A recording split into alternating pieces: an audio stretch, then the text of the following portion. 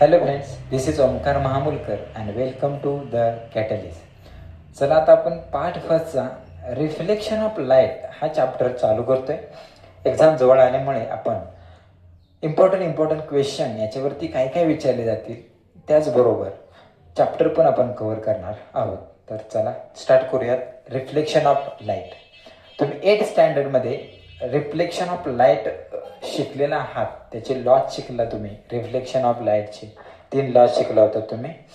या चॅप्टरमध्ये आपल्याला बघा काय काय बघायचे. आपल्याला या चॅप्टरमध्ये मिरर्स बघायचे. टाईप्स ऑफ मिरर आहेत बघा, इथं दिले तुम्हाला. फर्स्ट दिलाय types of mirror, spherical mirror आणि इमेज कशा तयार होतात बाबा, आरशामधील इमेज कशा तयार होतात हे पण आपल्याला बघायचे. नेक्स्ट मॅग्निफिकेशन आणि मिरर फॉर्म्युला आपल्याला आहे. युजेस ऑफ मिरर आपल्याला बघायचे बरोबर. जर आरशाच्या पुढे आपण ऑब्जेक्ट कुठे ठेवला तर इमेज कुठे तयार होईल हे पण आपल्याला या चॅप्टरमध्ये बघायचं आहे. तर पहिला आपल्याला प्रश्न विचारलाय बघा, तर व्हॉट इज लाईट. दिसतोय सगळ्यांना इथं बघा आपल्याला प्रश्न विचारलाय. तर व्हॉट इज लाईट, तर लाईट म्हणजेच काय तर तुम्हाला दिले बघा त्याचा आन्सर खाली. तर light is an electromagnetic radiation इथे दिले बघा, मी अंडरलाईन करतोय. तर light is an electromagnetic radiation which causes the sensation of vision. म्हणजे लाईट ही एक इलेक्ट्रोमॅग्नेटिक रेडिएशन्स आहेत किंवा एक प्रकारची वेव्ज आहे. इन द फॉर्म वेव, तुम्ही लाट माहिती आहे तुम्हाला लाट, त्याचप्रमाणे लाईट एक वेव आहे बरोबर. तर काय होते बघा, आपल्याला ऑब्जेक्ट दिसत आहेत.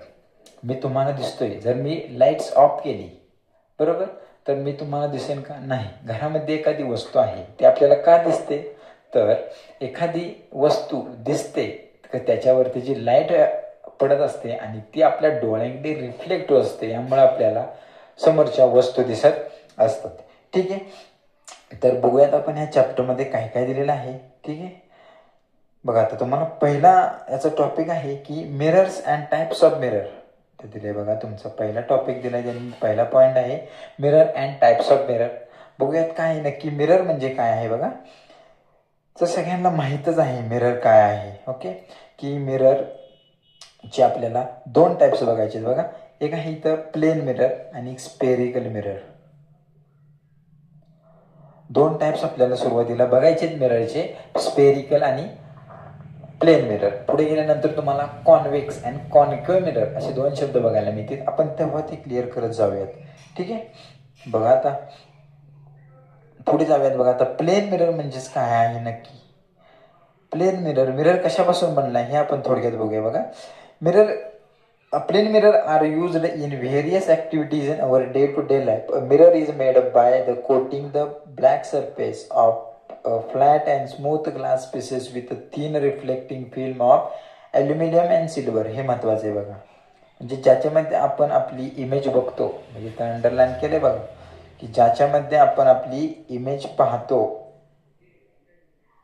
इमेज आपली ज्यामध्ये आपण पाहतो तो रिफ्लेक्टिंग सरफेस कशाने कोट केलेला आहे तर ॲल्युमिनियम आणि सिल्वर हे विचारलं जातं.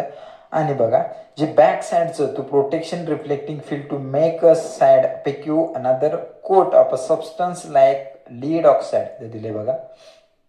इथे सबस्टन्स दिलाय बघा, तो लीड ऑक्साईड. म्हणजेच फॉर एक्झाम्पल आरशाची जी चककणारी बाजू आहे, फ्रंट साईड आहे, ती कशाने केली जाते तर ॲल्युमिनियमने केली जाते बघा. मी तिथं अंडरलाईन केलंय ॲल्युमिनियम.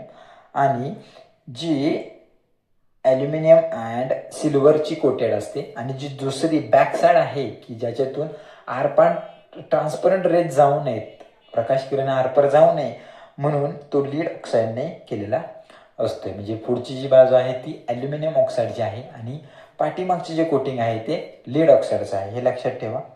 ठीक आहे, आता नेक्स्ट बघा आपण काय बघूयात ते बघा. इथे तुम्हाला दिलंय मिरर, प्रत्येकाने बघितलं.